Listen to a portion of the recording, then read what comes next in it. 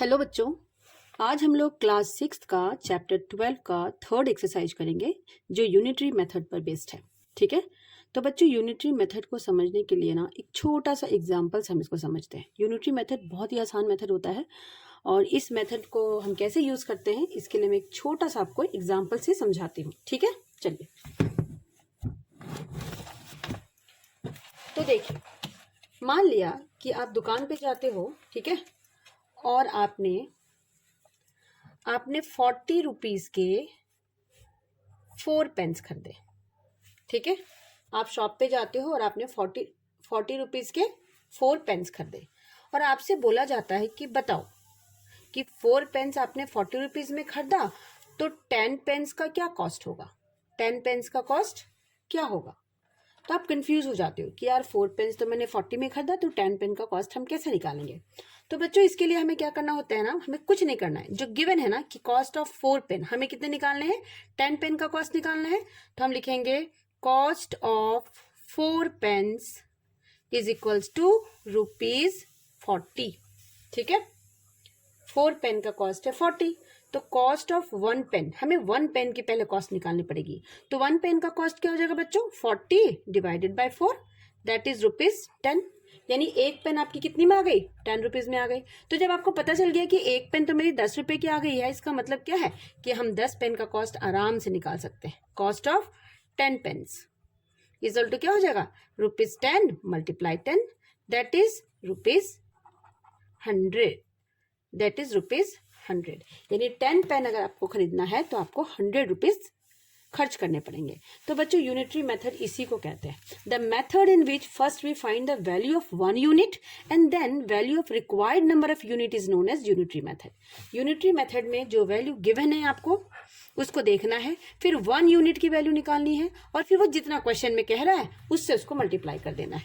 तो एक और चीज आपको जो इसमें नोट करने वाली बात है, नोट वो आप याद रखना, जब आप 1 की वैल्यू निकालोगे, जब भी आप 1 यूनिट की वैल्यू निकालोगे, 1 यूनिट की वैल्यू जब भी निकालोगे यू हैव टू डिवाइड। क्या करना है बच्चों, डिवाइड।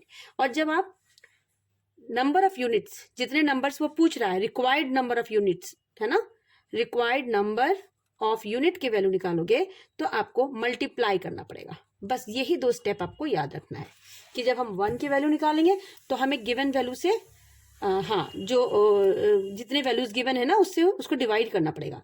और जब हमें रिक्वायर्ड नंबर ऑफ यूनिट्स 10, 20, 100 जितने भी बोलता है वो आपको निकालना पड़ेगा। तो आपको जो वैल्यू आपकी आई है 1 यूनिट की उसमें आपको मल्टीप्लाई करना पड़ेगा। ठीक है, तो बस यही इंट्रोडक्शन था यूनिटरी मेथड का। हम आते हैं इसकी एक्सरसाइज पे।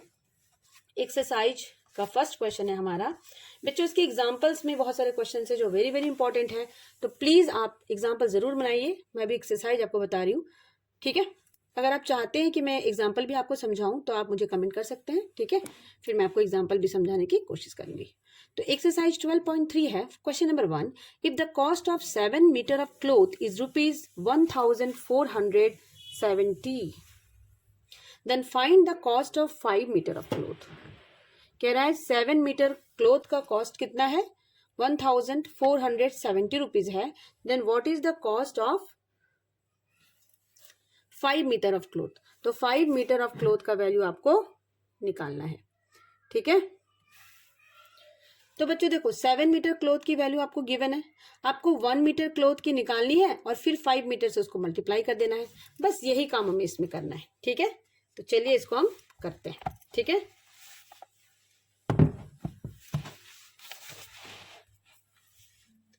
Exercise 12.3 question number 1। ठीक है,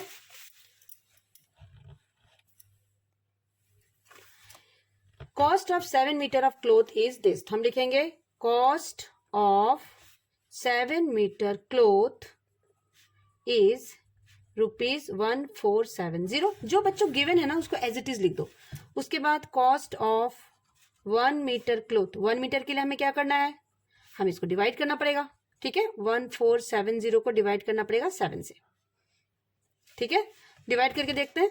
तो आप डिवाइड करोगे तो आ जाएगा 7 2 जा 14, 7 210, कितना आ गया 210 रुपीज 210। आपको निकालना क्या है, find the cost of 5 metre of cloth. तो लिख दो cost of 5 metre of cloth is, तो बच्चों देखो 1 के लिए जब हमने निकाला तो हमने डिवाइड किया, अब 5 के लिए निकालेंगे तो multiply, 210 multiply 5, okay, so this will be 5 0 0, 5 1 5, 5 2 10, so answer is 1050 rupees. आप समझ गए? आपको क्या गिवन था? आपको गिवन था cost of 7 metre cloth is this, 1 metre आपको निकालना था और 5 मीटर के लिए आपको उसको मल्टीप्लाई करना था। यही यूनिटरी मेथड है कि आप पहले यूनिट की वैल्यू निकाल ले, यूनिट मतलब 1 की वैल्यू निकाल ले, और फिर जितना का रिक्वायर्ड क्वांटिटी है उतना का वैल्यू निकाले। 1 की वैल्यू जब भी निकालनी है तो आपको डिवाइड करना पड़ेगा, और नंबर ऑफ रिक्वायर्ड यूनिट्स की वैल्यू जब भी निकालनी है तो आपको मल्टीप्लाई करना पड़ेगा। बस आपको इतना ही याद रखना है, ठीक है। चलिए आते हैं इसके हम क्वेश्चन नंबर 2 पे। क्वेश्चन नंबर 2 है Ekta earns 3000 rupees in 10 days. Ekta 10 दिन में 3000 रुपये कमाती है, ठीक है। Ekta earns 3000 rupees in 10 days, how much will she earn in 30 days. वो 3000 रुपीज अर्न करती है 10 डेज में, तो वो कितना अर्न करेगी 30 डेज में, ठीक है। How much she will earn in 30 days. तो चलिए निकालते हैं इसको भी। तो बच्चों देखो इसमें क्या गिवन है, 10 डेज का अर्निंग गिवन है, तो हम लिखेंगे कि in 10 days Ekta earns money is equals to ₹3000, ठीक है। तो in 1 day Ekta earn money is equal to ₹3000 divide by 10, divide करेंगे तो 1 0 1 0 खत्म, तो ₹300 कितना आ गया, ₹300, ठीक है। अब हमें निकालने क्या बच्चों, how much she will earn in 30 days, तो लिखो in 30 days Ekta earns money is equal to ₹300 multiply 30, so this is ₹9000, हो गई, ठीक है। यानी अगर वो 10 दिन में 3000 रुपये अर्न करती है तो एक दिन में वो 300 रुपये अर्न करेगी, और 30 डेज में वो 30 मल्टीप्लाई 300 यानी कि 9000 रुपीज अर्न करेगी। बस यही यूनिटरी मेथड होता है बच्चों कि जो आपको निकालना होता है, पहले आपको देखना है कि क्या निकालना है, उसके लिए हमें 1 की वैल्यू निकालनी है, और फिर जितना कह रहा है उसकी वैल्यू निकालने के लिए हमें उसको मल्टीप्लाई करना पड़ता है, ठीक है। तो this is the thing which we have to do here. Let us come to the next question and that is question number 3। देखिए क्वेश्चन नंबर 3 है, if it has rained 276 millimetre in last 3 days. कह रहा है कि अगर last 3 days में जो earning है वो कितनी है, वो है 276 millimetre in last 3 days, how many centimetre of rain will fall in 1 full week. तो एक फुल वीक में कितना सेंटीमीटर रेन होगा, ठीक है। यानी फुल वीक मतलब कितना बच्चों, 7 डेज। तो आपको 3 डेज का रेन का दिया हुआ है मिलीमीटर में, तो आपको 7 डेज का निकालना है। तो आपको इसमें भी वही करना है, पहले आपको 1 डे का निकालना है, और फिर आपको क्या करना है, 7 से मल्टीप्लाई करके 7 डेज का निकाल देना है, ठीक है। तो चलिए निकालते हैं इसको फटाफट करके। This is our question number 3। Question number 3 है कि if it has rain 270 in 3 days. तो हम लिखेंगे कैसे, हम लिखेंगे measure of rain in 3 day, है ना, MEASURE, measure of rain in 3 days. 3 days में कितना रेन होता है बच्चों, ये हो रहा है 276 मिलीमीटर। तो major of rain in 1 day, बस यही सब में करना है। पहले जो गिवन है वो लिख दो, फिर 1 के लिए निकाल लो उसकी वैल्यू, और फिर जो रिक्वायर्ड क्वांटिटी है उससे मल्टीप्लाई करके निकाल दो। 276 डिवाइड बाई 3, 276 को 3 से डिवाइड करेंगे तो कितना आएगा, 3 9 और 2, दिस विल बी 92 मिलीमीटर, यही आएगा ना, देख लीजिए करके, 92 मिलीमीटर। मेजर ऑफ रेन इन, हमें निकालना कितने का है, 1 वीक, 1 वीक मतलब 7 डेज, ठीक है। हम ब्रैकेट में 7 डेज लिख देंगे, which is equal to 92 multiply 7। अब मल्टीप्लाई करके देख लीजिए 92 को 7 से, 7 2 14, 7 9 63 64, 644 मिलीमीटर, 644 मिलीमीटर। अब चाहे तो उसको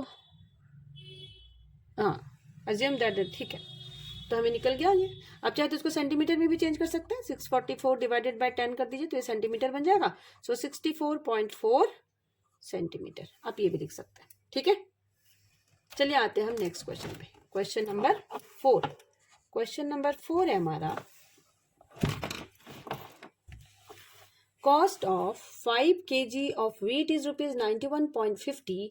What will be the cost of 8 kg of wheat and what quantity of wheat can be purchased in rupees 183? देखिए दो पार्ट्स में क्वेश्चन है। एक पार्ट में कह रहा है कि 5 kg wheat का कॉस्ट है 91 रुपीज 50 पैसे, तो 8 kg wheat का कॉस्ट निकालो। और दूसरे पार्ट में कह रहा है कि अगर 91 रुपीज 50 पैसे में हम 5 kg वीट परचेज करते हैं तो 183 रुपीज में कितना केजी वीट परचेज करेंगे। तो इसमें आपको थोड़ा उलट के लिखना पड़ेगा सेंटेंस को, ठीक है। जो चीज पूछते, जो हमें निकालना होता है वो हमें राइट साइड में लिखना है और जो गिवन होता है वो हमें लेफ्ट साइड में लिखना है। बच्चों ये याद रखना है आपको, यूनिटरी मेथड में ये चीज आप प्लीज नोट कर लें। मैं आपको फिर से ये बता दे रही हूँ वरना आप मिस्टेक करोगे, कि नोट कर लें आप इस बात को कि जो चीज गिवन है वो हम लेफ्ट साइड में लिखेंगे। गिवन को हम कहाँ लिखेंगे? लेफ्ट साइड में। और जो हमें निकालना है, what we have to find, we have to write in right side. ठीक है, ठीक है, इसको याद रखना है आपको कि लेफ्ट साइड में गिवन, राइट साइड में जो हमें निकालना है हमें वो लिखना होता है। यूनिटरी मेथड करने के लिए ये बेसिक चीजें हैं जो हमें दिमाग में रखनी है। चलिए आते हैं हम क्वेश्चन नंबर 4 पे। क्वेश्चन नंबर 4 में हमने वही करना है कि cost of 5 kg of wheat is this, so what will the cost of 8 kg of wheat. ठीक है, क्वेश्चन नंबर 5 का क्वेश्चन नंबर 4 है, सॉरी 4 का ए पार्ट। तो हम लिखेंगे cost of 5 kg of wheat is equal to rupees 91.50 पैसे। ठीक है, तो हम लिखेंगे कॉस्ट ऑफ 1 kg। बस सब में यही करना है कि जो गिवन है वो ऊपर लिखना है, फिर 1 के लिए हमें निकालना है और फिर रिक्वायर्ड क्वांटिटी के लिए इसको मल्टीप्लाई करना है। रुपीज 91.50 डिवाइड बाई 5, ये हो जाएगा रुपीज 91.50 को 5 से डिवाइड कर देते हैं। ठीक है, तो इसको 5 से डिवाइड करेंगे तो देखिए क्या आएगा, 5 1 जा 5, 4 1 5 8 जा, सो दिस विल बी 18.3।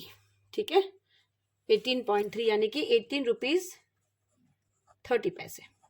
ये आपका आ गया cost of 1 kg wheat. Now you have to find cost of 8 kg of wheat. तो 8 kg के लिए आपको मल्टीप्लाई करना पड़ेगा। रुपीज 1830 को किससे? 8 से मल्टीप्लाई कर दीजिए। 1830 को 8 से, तो ये आ जाएगा 800, 8 3 जा 24, कैरी 2, 8 जा 64, 65 66, कैरी 6, 8 1 जा 8, 4 16। So this will be 146.40। इसको आपको रुपीज में लिखना है। ठीक है, so rupees 146.40. This is our answer. Okay, now let us come to the second part of this question. देखो सेकेंड पार्ट में कह रहा है कि what quantity of wheat can be purchased in rupees this। कितना क्वांटिटी ऑफ व्हीट आप 183 rupees में purchase कर सकते हो। कितने क्वांटिटी व्हीट को आप 183 रुपीज में परचेज कर सकते हो। तो देखो बच्चों, इसमें हमें क्वांटिटी ऑफ व्हीट निकालनी है और गिवन क्या है? रुपीज। तो रुपीज को पहले लिखेंगे और क्वांटिटी ऑफ व्हीट को बाद में। ठीक है, तो हम इसको ऐसे लिखेंगे, wheat purchased in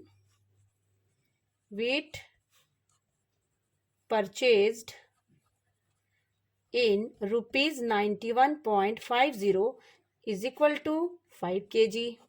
so wheat purchased in rupees 1 is equal to 5 divided by 91.50।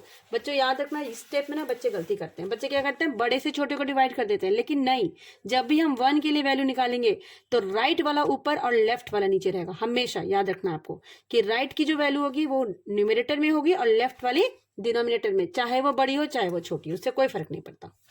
ठीक है, तो आप इसको सॉल्व कर सकते हैं। हम अभी इसको नहीं काटते हैं, बाद में काटेंगे। ठीक है, व्हीट परचेज्ड इन, हमें कितना निकालना है? हमें निकालना है कि रुपीज 183 में कितना व्हीट आएगा। तो 5 बाई 91.50 मल्टीप्लाई 183। पॉइंट हट गया बच्चों, तो ऊपर 2 0 आएंगे। ठीक है, ये 5 से कटेगा, 5 1 जा 5, 5 8 जा और ये 3, तो ये पूरा ही कट जाएगा। ठीक है, तो ये आ जाएगा आपका 1 0। इससे पहले हम काट सकते थे, पहले 1 0 ये कट जाएगा, तो आपका हो जाएगा 10। So answer is 10 kg। कितने वेट आएगा? 10 kg। ठीक है, चलिए आते हैं हम क्वेश्चन नंबर 5 पे। क्वेश्चन नंबर 5 है हमारा, the temperature drop 15 degree Celsius in the last 30 days।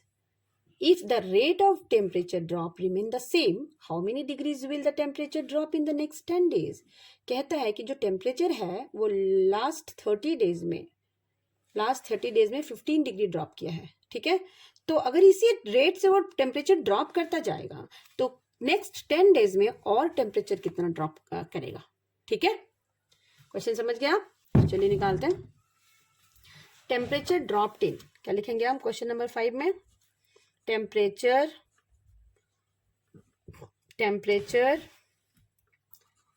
Dropped in 30 days. 30 days में कितना टेम्परेचर ड्रॉप किया है?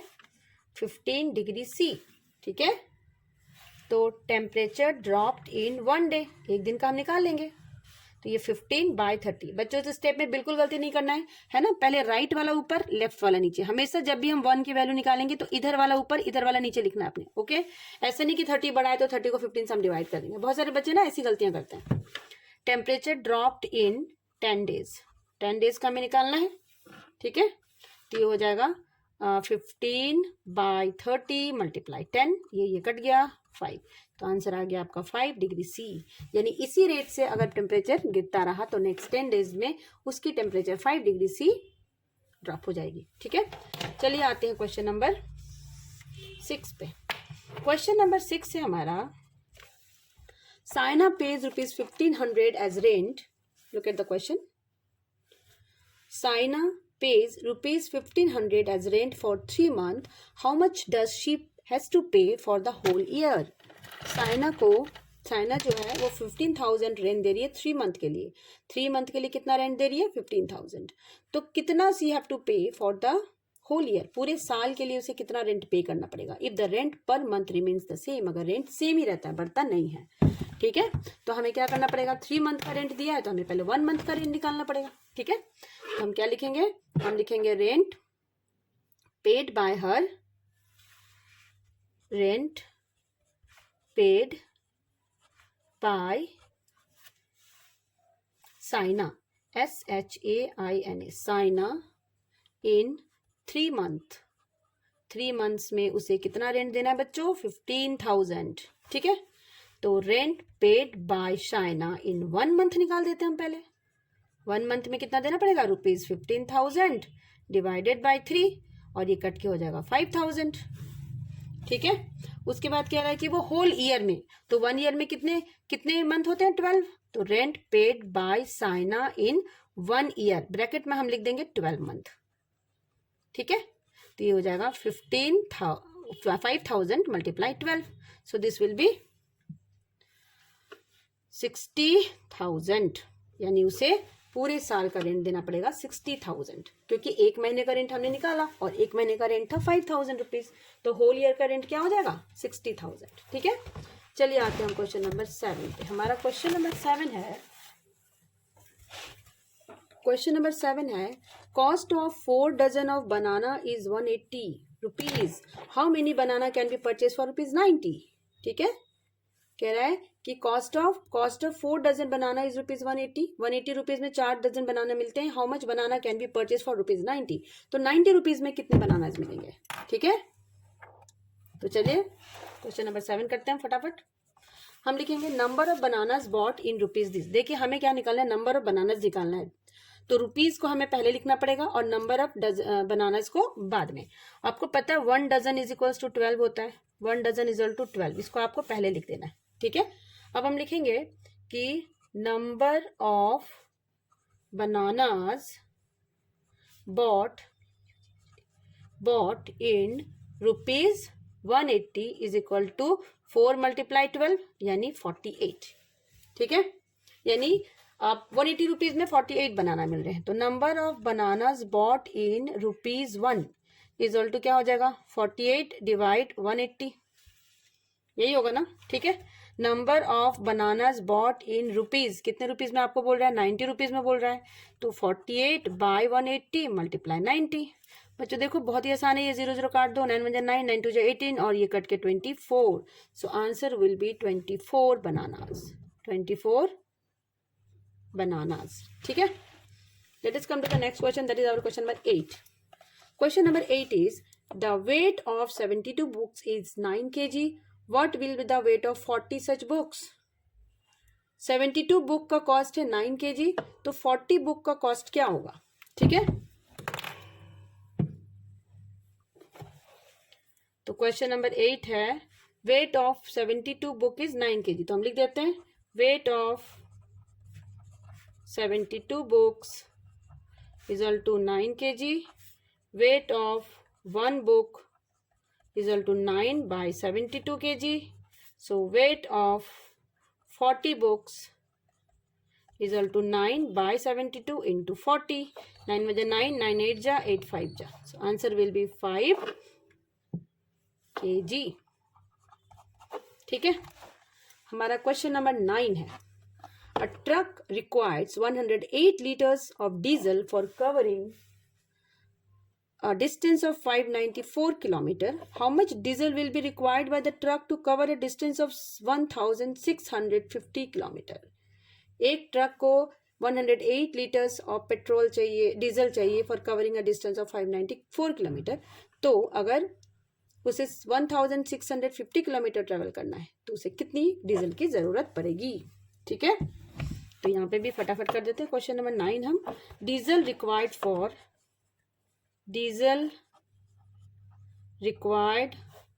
For 594 kilometer is equal to 108 liter.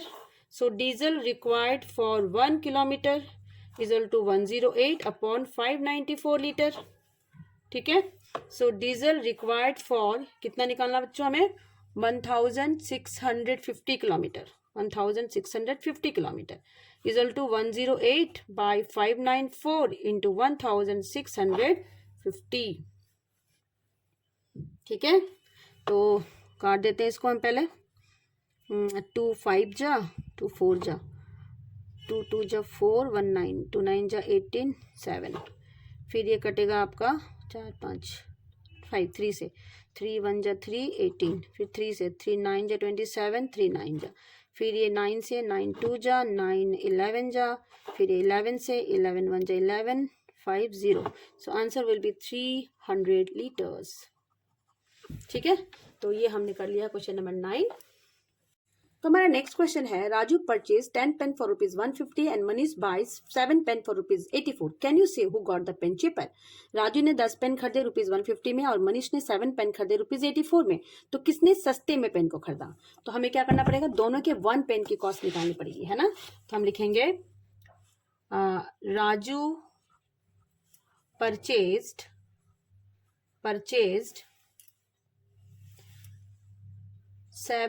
10 pens for ₹150. So Raju purchased 1 pen for ₹150 divided by 10 which is equal to 15 rupees. यानी राजू ने एक pen कितने में खरीदा? 15 रुपीज में. वैसे हम दूसरा निकाल लेते हैं. Manish purchased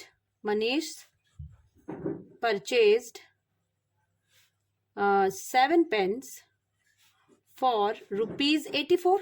So Manish purchased 1 pen for ₹84 divided by 7 that is 12.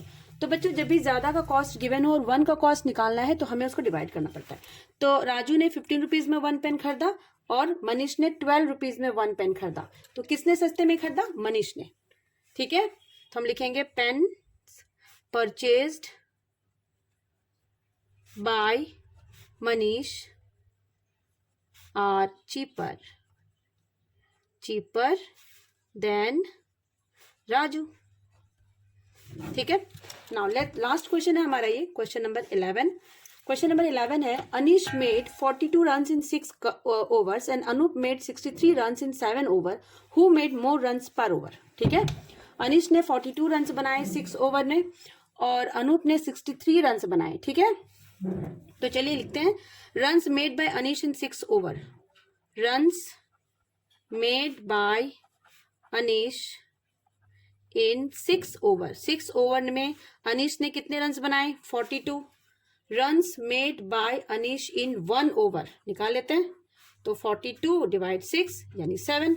यानी एक ओवर में अनीश ने 7 रन बनाए. ठीक है, वैसे ही दूसरा वाला हम निकाल लेते हैं. Run made by Anoop. Runs made by Anoop in 7 over equal to 63.